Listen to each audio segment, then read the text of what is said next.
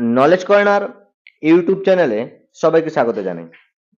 আজ আমি আলোচনা করব একাদশ শ্রেণীর সেকেন্ড সেমিস্টারের সিলেবাস নিয়ে। তোমাদের ফার্স্ট সেমিস্টার কমপ্লিট হয়ে গেছে, আর ফার্স্ট সেমিস্টারের সিলেবাসে 40 মার্কের তোমরা এমসিকিউ প্রশ্ন উত্তর করেছো। এই সেমিস্টারে কোনো এমসিকিউ প্রশ্ন উত্তর নেই, রয়েছে এসএকিউ প্রশ্ন উত্তর এবং ডিকিউ অর্থাৎ লং প্রশ্ন। তাই কোন অধ্যায় থেকে বা কোন ইউনিট থেকে কত নম্বরের এসএকিউ এবং কোন ইউনিট থেকে লং কোশ্চেন আসবে সেটা জানার জন্য তোমাদের সিলেবাস জানা খুবই প্রয়োজন। তাই আজ আমি প্রথম থেকে শেষ পর্যন্ত প্রত্যেকটা ইউনিট ধরে, প্রত্যেকটা পার্ট ধরে কোন অধ্যায় থেকে কিরকম টাইপ প্রশ্ন আসবে সেটা আমি আলোচনা করব। তাই প্রত্যেকে প্রথম থেকে শেষ পর্যন্ত ভিডিওটা মন দিয়ে দেখবে। আর প্রত্যেকটা ইউনিট আলোচনার সঙ্গে সঙ্গে আমি অর্থাৎ সিলেবাস আলোচনার সঙ্গে সঙ্গে কোন ইউনিটে কি বিষয়বস্তু রয়েছে সেটাও আমি তোমাদের সংক্ষেপে বলে দেব। অর্থাৎ তোমাদের সিলেবাসও বোঝা হয়ে যাবে আর তার সঙ্গে পুরো সিলেবাসের যে টপিক সেটাও তোমাদের বোঝা হয়ে যাবে। তাই প্রত্যেকে ভিডিওটা মন দিয়ে দেখবে। তো শুরু করছি সেকেন্ড সেমিস্টারের সিলেবাস। তোমাদের ফুল নাম্বার রয়েছে কত না 40 নম্বর, অর্থাৎ 40 নম্বরে তোমাদের থিওরি রয়েছে। দেখো কি রয়েছে, এখানেও তোমাদের দুটো পার্ট রয়েছে, পার্ট 1 আর রয়েছে কি পার্ট 2। তোমাদের ফার্স্ট সেমিস্টারে যেরকম ভাবে দুটো পার্ট ছিল, পার্ট 1 পার্ট 2। পার্ট 1 এ রয়েছে কি না পার্ট 1 এ রয়েছে সংস্কৃত সাহিত্য, আর পার্ট 2 তে কি রয়েছে না পার্ট 2 তে রয়েছে সংস্কৃত ব্যাকরণ ও সংস্কৃত সাহিত্যের ইতিহাস। এই পার্ট 1 এর মধ্যে আবার তোমাদের তিনটে ইউনিট রয়েছে, অর্থাৎ সংস্কৃত সাহিত্যের মধ্যে তোমাদের তিনটে ইউনিট রয়েছে। কি কি? ইউনিট 1, ইউনিট 2 আর ইউনিট 3। এই ইউনিট 1 এ রয়েছে কি গদ্য রয়েছে অর্থাৎ প্রোজ। ইউনিট 2 তে রয়েছে পদ্য অর্থাৎ পোয়েট্রি বা ভার্স, এবং ইউনিট 3 তে রয়েছে দৃশ্যকাব্য বা ড্রামা বা নাটক। অর্থাৎ তোমাদের পার্ট 1 যে সংস্কৃত সাহিত্য রয়েছে, সেই সংস্কৃত সাহিত্য থেকে তোমাদের কত নম্বর রয়েছে? 20 নম্বর রয়েছে। অর্থাৎ তোমাদের মোট নম্বর 40 নম্বর। পার্ট 1 থেকে 20 নম্বর, পার্ট 2 থেকে 20 নম্বর। পার্ট 1 এ রয়েছে সংস্কৃত সাহিত্য, সংস্কৃত সাহিত্য থেকে 20 নম্বর। সেই 20 নম্বরের মধ্যে আবার তিনটে ইউনিট রয়েছে। ইউনিট 1 এর মধ্যে রয়েছে গদ্য, ইউনিট 2 এর মধ্যে রয়েছে পদ্য, ইউনিট 3 এর মধ্যে রয়েছে দৃশ্যকাব্য বা নাটক। এই তিনটে ইউনিট থেকে তোমাদের 20 নম্বর আসবে। 20 নম্বরের মধ্যে তোমাদের কি বলছে এসএকিউ রয়েছে কত নম্বর না 6 মার্ক, আবার এসএকিউ রয়েছে 4 মার্ক। তাহলে দুটো এসএকিউ কেন? তাহলে একসঙ্গেই দিয়ে দিত 10 নম্বর। কিন্তু এই দুটো এসএকিউ দেওয়ার কারণ কি? এই যে প্রথম এসএকিউ রয়েছে 6 নম্বর, এই 6 নম্বর এসএকিউ তোমাদের সংস্কৃত ভাষায় উত্তর লিখতে হবে। বলে দেওয়া আছে এখানে কি যে কোনো তিনটি সংস্কৃতে উত্তর দাও। অর্থাৎ এখানে তোমাদের তিনটে এসএকিউ করতে হবে, তিনটে এসএকিউ তোমাদের সংস্কৃত ভাষায় লিখতে হবে। অর্থাৎ বলছি আবার, পার্ট 1 থেকে তোমাদের এসএকিউ দু ধরনের রয়েছে, SAQ type 1, SAQ type 2। SAQ type 1 আর এসএকিউ টাইপ 2। এই টাইপ 1 এর মধ্যে কি রয়েছে না এসএকিউ টাইপ 1 এর মধ্যে রয়েছে তোমাদের কি লিখতে হবে না শর্ট কোশ্চেন। কটা শর্ট কোশ্চেন লিখতে হবে না 2 মার্কের। কটা লিখতে হবে? 3টে। 2 মার্কের 3টে সমান 6 নম্বর। অর্থাৎ এসএকিউ টাইপ 1 অর্থাৎ 2 মার্কের 3টা প্রশ্ন লিখতে হবে তোমাদের, তার জন্য নম্বর 6টা। এই যে 3টে প্রশ্ন লিখতে হবে, এই 3টে প্রশ্ন তোমাদের সংস্কৃত ভাষায় লিখতে হবে। এক্ষেত্রে বলে রাখি সংস্কৃত ভাষায় লিখতে হবে। সংস্কৃত অক্ষর অর্থাৎ যে দেবনাগরী অক্ষর, সেই দেবনাগরী অক্ষরের কথা কিন্তু বলেনি। অর্থাৎ বাংলা অক্ষর হলেও চলবে, কিন্তু সংস্কৃত ভাষাটা যেন থাকে। অর্থাৎ 3টা কোশ্চেন তোমাদের সংস্কৃত ভাষায় লিখতে হবে, যার জন্য নাম্বার কত 3 দুগুণে 6। এই 3টে প্রশ্নের জন্য তোমাদের কটা প্রশ্ন থাকবে? অল্টারনেটিভ 6টা প্রশ্ন থাকবে। আগে থাকতো কটা? 4টা। এই পর্ষদ নতুন নোটিফিকেশন জারি করে বলেছে প্রত্যেকটা কোশ্চেনের ক্ষেত্রে ডবল অল্টারনেটিভ থাকবে, অর্থাৎ যটা প্রশ্ন করতে হবে তার ডবল অল্টারনেটিভ থাকবে। তাহলে এক্ষেত্রে যেহেতু তোমাদের 3টে প্রশ্ন করতে হচ্ছে, তাই অল্টারনেটিভ থাকবে কটা? 6টা, যেটা আগে থাকতো 4টা।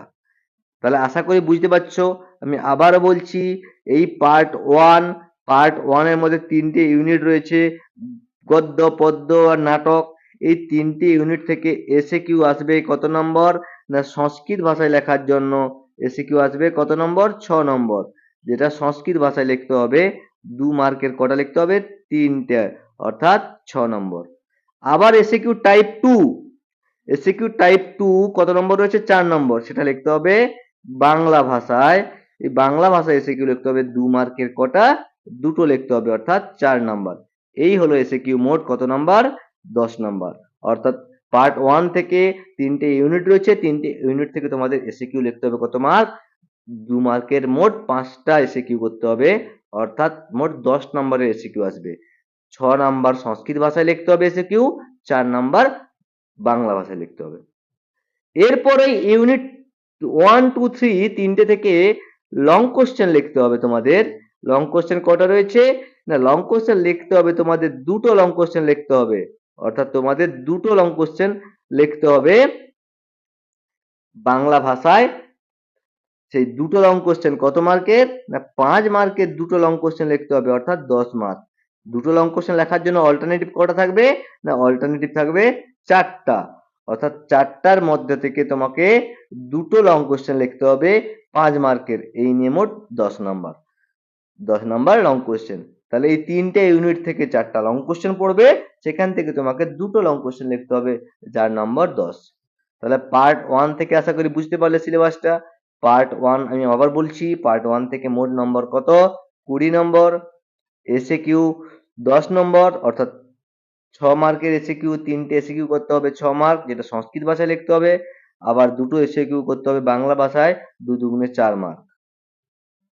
লং কোশ্চেন লিখতে হবে 5 মার্কের 2টো লং কোশ্চেন, যেখান থেকে 4টা অল্টারনেটিভ থাকবে, 4টার মধ্যে থেকে 2টো লং কোশ্চেন লিখতে হবে 5 মার্কের 2টো, 10 নম্বর। এই হলো পার্ট 1। এরপর আসছে পার্ট 2। পার্ট 2 এর মধ্যে কি রয়েছে দেখো।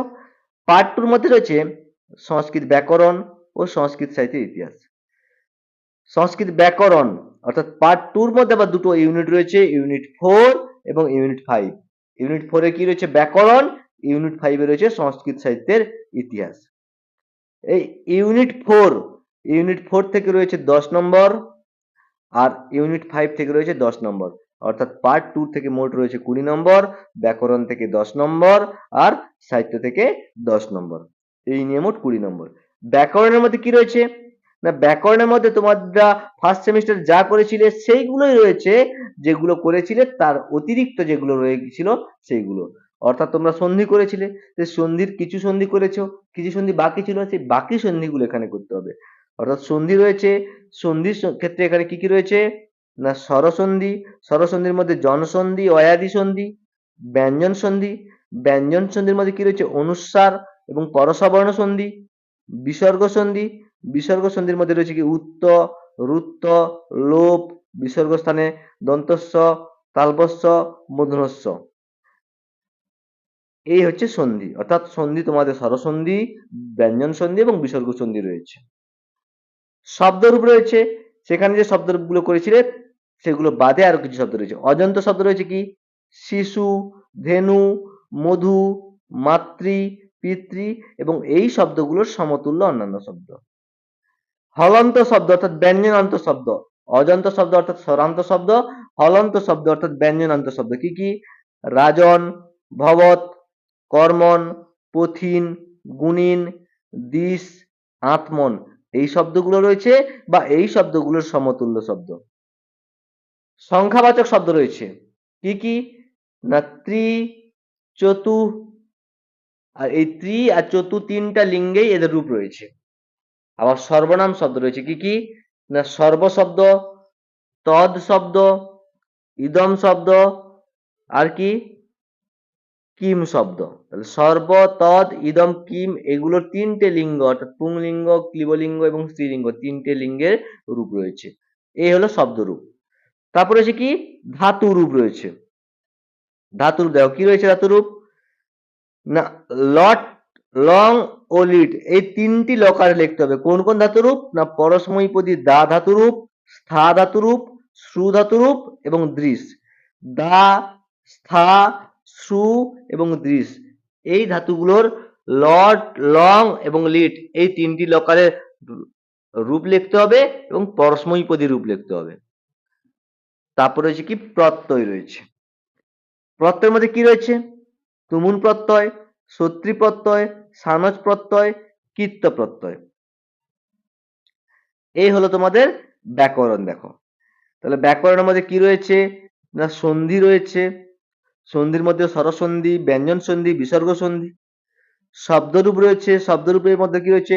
স্বরান্ত শব্দরূপ বা অজন্ত শব্দরূপ, হলন্ত শব্দ বা ব্যঞ্জনান্ত শব্দ, সংখ্যাবাচক শব্দ, সর্বনাম শব্দ। ধাতুরূপ রয়েছে। ধাতুরূপের মধ্যে তিনটি লকারের রূপ লিখতে হবে, লট, লং এবং লিট। অতীতকাল, বর্তমানকাল বা বর্তমানকাল, অতীতকাল আর ভবিষ্যৎকাল। এইগুলোর পরস্মৈপদী ধাতু কোনগুলোর? দা, স্থা, শ্রু এবং দৃশ এই ধাতুগুলোর পরস্মৈপদী রূপ লিখতে হবে। প্রত্যয় রয়েছে তুমুল প্রত্যয়, সত্রী প্রত্যয়, সানজ প্রত্যয় এবং কৃত্য প্রত্যয়। এই ব্যাকরণ অংশ থেকে তোমাদের মোট 10 নম্বর রয়েছে। 10 নম্বরের জন্য তোমাদের পাঁচটি এসিকিউ করতে হবে। 5টি এসিকিউ, প্রত্যেকটার মান কত? 2 নম্বর। অর্থাৎ 2 নম্বরের জন্য তোমাদের 5টা এসিকিউ করতে হবে 10 নম্বর। এই 5টা এসিকিউর জন্য অল্টারনেটিভ থাকবে কতগুলো? না 10টা। অর্থাৎ 10টা প্রশ্ন থাকবে, তার মধ্য থেকে তোমাদের 5টা প্রশ্ন করতে হবে। আর এই 5টা প্রশ্নের জন্য প্রত্যেকটা প্রশ্নের জন্য 2 নম্বর রয়েছে। অর্থাৎ 2 নম্বরের 5টা প্রশ্ন করতে হবে। এই নিয়ে ব্যাকরণ অংশ থেকে মোট নম্বর কত? 10 নম্বর। এরপর আসছে কি না ইউনিট 5 সাহিত্যের ইতিহাস। সংস্কৃত সাহিত্যের ইতিহাসের মধ্যে কি রয়েছে? বৈদিক সাহিত্য রয়েছে, জাতীয় মহাকাব্য রয়েছে, লৌকিক সংস্কৃত সাহিত্যের ইতিহাস রয়েছে। বৈদিক সাহিত্যের মধ্যে তোমরা পড়েছিলে আগের সেমিস্টারে কি? বেদ। বেদের মধ্যে পড়েছিলে ঋগ্বেদ আর সামবেদ। বাকি থাকলো কি? না যজুর্বেদ, অথর্ববেদ আর বেদাঙ্গ। তাই এখানে পড়তে হবে যজুর্বেদ, অথর্ববেদ ও বেদাঙ্গ। জাতীয় মহাকাব্য কি রয়েছে? জাতীয় মহাকাব্য সংস্কৃত সাহিত্যে দুটো রয়েছে, এক রামায়ণ এবং মহাভারত। তোমরা ফার্স্ট সেমিস্টার রামায়ণ পড়ে নিয়েছো, তাহলে এই সেমিস্টারে পড়তে হবে তোমাদের বৈয়াসিক মহাভারত। অর্থাৎ ব্যাসদেব রচিত যে মহাভারত তাকে বলা হয় বৈয়াসিক মহাভারত। সেই বৈয়াসিক মহাভারতের রচয়িতা ও বিষয়বস্তুর সংক্ষিপ্ত পরিচয় জানতে হবে। খুব বেশি তথ্য তোমাদের জানতে হবে না, কারণ মহাভারত যেটা বৃহত্তম বা সংস্কৃত সাহিত্যের মধ্যে বৃহত্তম মহাকাব্য বা জাতীয় মহাকাব্য, সেই মহাভারত ব্যাসদেব রচিত 1,00,000 শ্লোক সমন্বিত, 18টা পর্ব সমন্বিত, 1,00,000 শ্লোক সমন্বিত, 2111টি অধ্যায় সমন্বিত যে মহাভারত, সেই মহাভারত তোমাদের ডিটেলস জানতে হবে না, তার রচয়িতা আর বিষয়বস্তুর সংক্ষিপ্ত পরিচয় তোমাদের জানতে হবে। সেই মহাভারত রয়েছে তোমাদের পাঠ্যাংশে। বেদ রয়েছে যজুর্বেদ, অথর্ববেদ এবং বেদাঙ্গ। আর কি রয়েছে? লৌকিক সাহিত্য ইতিহাসের মধ্যে কি রয়েছে? না গীতিকাব্য, সংস্কৃত গীতিকাব্য। কি কি? না গীতগোবিন্দ ও মেঘদূত। গীতগোবিন্দ কার লেখা? না লক্ষণ সেনের সভাকবি জয়দেব। এখানে এটা একটি ভক্তিমূলক গীতিকাব্য। এখানে রাধাকৃষ্ণের প্রেম লীলাকে উপজীব্য করে বা প্রেম লীলাকে অবলম্বন করে এই গীতিকাব্যটি রচিত। এই গীতিকাব্যের 12টি সর্গ রয়েছে, 24টা গান রয়েছে এবং 80টা শ্লোক রয়েছে। তাহলে জয়দেব রচিত বা লক্ষণ সেনের সভাকবি জয়দেব রচিত গীতগোবিন্দ, যেখানে 24টা গান, 80টা শ্লোক এবং 12টি সর্গ রয়েছে, সেই জয়দেব সম্পর্কে জানতে হবে এবং এই গীতগোবিন্দ সম্পর্কে জানতে হবে। তারপর আছে কি মেঘদূত। সংস্কৃত সাহিত্যে সর্বশ্রেষ্ঠ গীতিকাব্য হলো কি? মেঘদূত। কার লেখা? কালিদাসের লেখা। সেই কালিদাসের লেখা মেঘদূত সম্পর্কে জানতে হবে। এই কাব্যটির দুটি ভাগ, পূর্ব মেঘ আর উত্তর মেঘ। এখানে মোট শ্লোক রয়েছে 118, আবার মতান্তরে বলছে 117, অনেকে বলছে 121। সেই মেঘদূতে কিভাবে এক মেঘকে দূত হিসাবে নিয়োগ করা হয়েছে, সংবাদ প্রেরক হিসাবে নিয়োগ করা হয়েছে, সেই কাহিনী রয়েছে। আর সেই মেঘদূতের সংক্ষিপ্ত বিষয়বস্তু জানবো, আর তার সঙ্গে কি জানবো? রচয়িতা অর্থাৎ কালিদাসের পরিচয়। এই হচ্ছে তোমাদের সংস্কৃত গীতিকাব্য, অর্থাৎ লৌকিক সংস্কৃত সাহিত্যের মধ্যে রয়েছে সংস্কৃত গীতিকাব্য। এই সাহিত্য ইতিহাস থেকে তোমাদের রয়েছে কত নম্বর? না সাহিত্য ইতিহাস থেকে রয়েছে কত নম্বর? না 10 নম্বর। এই 10 নম্বরের জন্য কি করতে হবে, তোমাদের এসে কিউ করতে হবে কটা না 3টা, 2 মার্কের 3টে এসে কিউ করতে হবে, 3 দুগুণে 6, এগুলো সব বাংলায় লিখতে হবে। ওই প্রথম যে বললাম পার্ট 1 এর মধ্যে যে 3টে এসে কিউ করতে হবে সংস্কৃতে, আর সব এসে কিউ তোমাদের বাংলায় লিখতে হবে। এখানেও তাই 3টে এসে কিউ করতে হবে তোমাদের 2 মার্কের, মোট 6 নাম্বার বাংলায় লিখতে হবে। আর বাকি থাকলো 4 নাম্বার, 4 নাম্বারের জন্য একটা লং কোশ্চেন করতে হবে 4 নম্বরের, একটা লং কোশ্চেন 4 নম্বরের। এই হলো তোমাদের 10 নম্বর সাহিত্য থেকে। তাহলে কি আছে সিলেবাসটার মধ্যে সেটা তোমাদের আমি বলে দিলাম। এবারে বিষয়বস্তু কি আছে, অর্থাৎ তোমাদের আমি সিলেবাসটা বলে দিলাম, কোশ্চেন প্যাটার্ন বা কোশ্চেন টাইপও বলে দিলাম। এবারে বিষয়বস্তু কি আছে প্রত্যেকটা ইউনিট ধরে আমি সংক্ষেপে বলে দিচ্ছি। যদিও আমি তোমাদের সাহিত্য ইতিহাসটা বলে দিলাম, তাও প্রথম থেকে একবার সংক্ষেপে বলে দিচ্ছি। কি রয়েছে, গদ্য রয়েছে, প্রতিজ্ঞা সাধনম।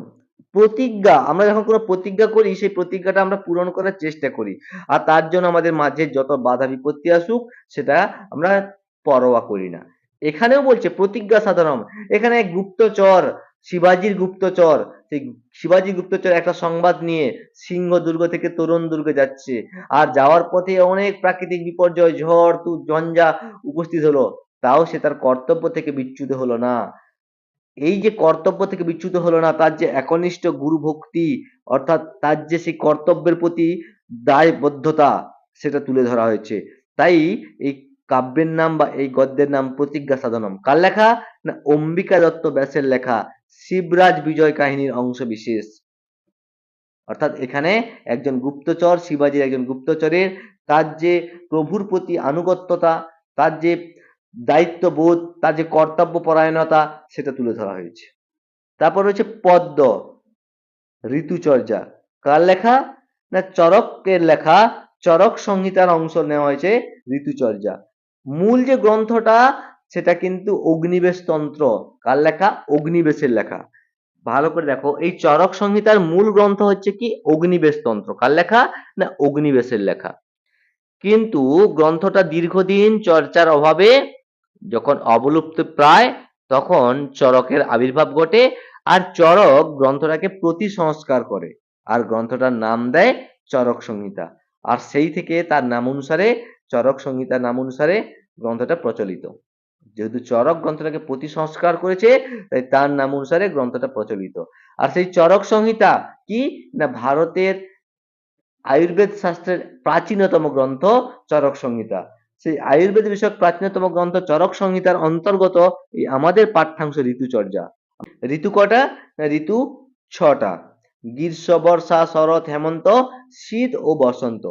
সেই 6টা ঋতুতে এই ঋতুচর্যাতে কি রয়েছে, সেই যে 6টা ঋতুতে পালনীয় বিষয় কি আর বর্জনীয় বিষয় কি, কোন আহারগুলো করতে হবে, কোন আহারগুলো বর্জন করতে হবে, কিভাবে শরীর সুস্থ থাকবে আর কোন আহারটা গ্রহণ করলে শরীর অসুস্থ হবে, সেই বিষয়ে অর্থাৎ পালনীয় এবং বর্জনীয় বিষয় সম্পর্কে আলোচনা রয়েছে এই ঋতুচর্যাতে।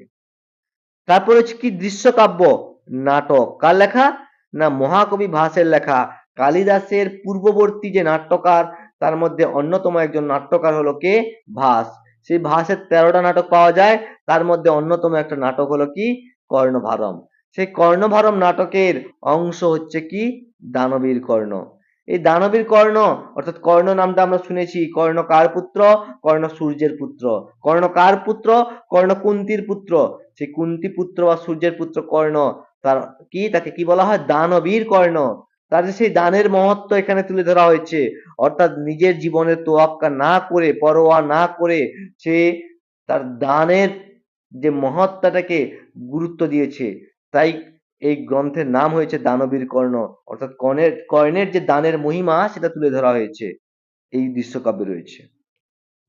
তারপর ব্যাকরণ তো তোমাদের বলে দিলাম, সন্ধি রয়েছে, সন্ধির মধ্যে জন সন্ধি করতে হবে, অয়াদি সন্ধি করতে হবে। ব্যঞ্জন সন্ধি রয়েছে, ব্যঞ্জন সন্ধির মধ্যে অনুস্বার পরসা বর্ণ রয়েছে। বিসর্গ সন্ধির মধ্যে উত্ত রুত্ত লোপ, আর কি বিসর্গ স্থানে তালবস্য মন্যস্য দন্তস্য রয়েছে। শব্দরূপ স্বরান্ত, ব্যঞ্জনান্ত, আর কি সংখ্যাবাচক সর্বনাম শব্দ রয়েছে। ধাতুরূপ রয়েছে দা, স্থা, শ্রু আর দৃশ ধাতুরূপ। প্রত্যয় তুমুন, সত্রী, সানজ, কৃত্য প্রত্যয়। তারপর রয়েছে কি বৈদিক সাহিত্য রয়েছে, বৈদিক সাহিত্যের মধ্যে রয়েছে কি যজুর্বেদ। এই যজুর্বেদের মধ্যে কি রয়েছে না, যজুর্বেদ হচ্ছে কি যজ্ঞ আলোচনা রয়েছে, অর্থাৎ যাগযজ্ঞ বিষয়ক আলোচনা রয়েছে, এটা গদ্যে লেখা। এই যজুর্বেদের যে বলছে মন্ত্র কত, তার বিভাগ কি, সেই সম্পর্কে আলোচনা আমাদের জানতে হবে, সংক্ষিপ্ত পরিচয়। অথর্ববেদেরও সংক্ষিপ্ত পরিচয় জানতে হবে। আর বেদাঙ্গ, বেদাঙ্গ কটা না, বেদের অঙ্গ বেদাঙ্গ, বেদের অর্থ সঠিকভাবে জানার জন্য প্রয়োজন কি বেদাঙ্গ। সেই বেদাঙ্গ ছটা: শিক্ষা, কল্প, নিরুক্ত, ব্যাকরণ, ছন্দ এবং জ্যোতিষ। সেই ছয়টি বেদাঙ্গ সম্পর্কে আমাদের জানতে হবে, সংক্ষিপ্ত পরিচয়। তারপর মহাভারত, মহাভারতে 18টি পর্ব রয়েছে তোমাদের। সেই 18টি পর্ব এবং তার সঙ্গে তার যে রচয়িতা ব্যাসদেব, সেই ব্যাসদেব সম্পর্কে তোমাদের সংক্ষেপে জানতে হবে। যদিও তোমরা ব্যাসদেব সম্পর্কে জেনেছো, আগের সেমিস্টারে তোমাদের উপমন্যু কথা ছিল, সেই উপমন্যু কথা আলোচনার সময় তোমাদের ব্যাসদেব কথা তোমরা পড়েছো, তাই ব্যাসদেব সম্পর্কে প্রত্যেকের জানা আছে। তার রচিত সেই মহাভারত সম্পর্কে আমরা জানবো। আর গীতিকাব্য রয়েছে গীতগোবিন্দ এবং মেঘদূত। গীতগোবিন্দ জয়দেবের লেখা, আর মেঘদূত কালিদাসের লেখা। সেই লক্ষণ সেনের সভাকবি জয়দেব সম্পর্কে আমরা জানবো, আর তার রচিত গীতগোবিন্দ সম্পর্কে জানবো। আর বিক্রমাদিত্যের সভাকবি কালিদাস সম্পর্কে জানবো, আর তার রচিত মেঘদূত কাব্য সম্পর্কে জানবো। এই হচ্ছে তোমাদের একাদশ শ্রেণীর সেকেন্ড সেমিস্টারের সিলেবাস। আশা করি প্রত্যেকে সিলেবাসটা বুঝতে পেরেছো। বুঝতে পেরে থাকলে প্রত্যেকে ভিডিওটা লাইক, কমেন্ট এবং শেয়ার করে দিও।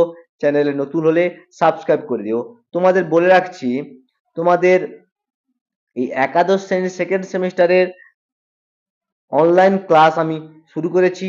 যদি অনলাইন ক্লাসে কেউ যুক্ত হতে চাও, তাহলে এর ডেসক্রিপশন বক্সে দেওয়া যে হোয়াটসঅ্যাপ গ্রুপ রয়েছে তাতে তোমরা অ্যাড হতে পারো, অথবা এই স্ক্রিনে দেওয়া নম্বরে তোমরা হোয়াটসঅ্যাপ করতে পারো। তোমরা যে কোনো ভাবে গ্রুপে যুক্ত হওয়ার জন্য এসএমএস করতে পারো, অর্থাৎ নিচে গ্রুপের লিঙ্কে ক্লিক করে অ্যাড হতে পারো, অথবা এই নম্বরে 8145142193 এই নম্বরেও মেসেজ করে তোমরা এই সেকেন্ড সেমিস্টারের গ্রুপে তোমরা যুক্ত হতে পারো। তোমাদের বলে রাখি, এই সেকেন্ড সেমিস্টার শুরু হওয়ার সঙ্গে সঙ্গে তোমাদের আমি থার্ড সেমিস্টারও শুরু করব, কারণ তোমাদের সেকেন্ড সেমিস্টারের পরীক্ষাটা 11, অর্থাৎ 11-এর সেকেন্ড সেমিস্টার, 11-এর ফাইনাল পরীক্ষা, যেটা তোমাদের স্কুল প্রশ্ন করবে, স্কুল খাতা দেখবে, যেটা তোমাদের এইচএস এর ফাইনাল পরীক্ষা নয়।